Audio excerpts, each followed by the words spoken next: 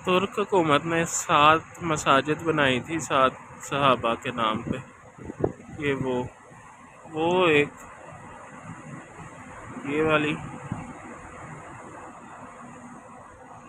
ये जो वाइट वाली है, 2 सहाबा की मसाजिद को इकट्ठा किया गया, इकट्ठी करके एक बनाई गई।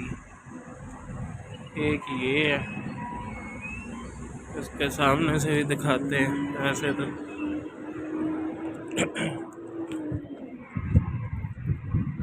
ये मस्जिद, और एक मस्जिद वो,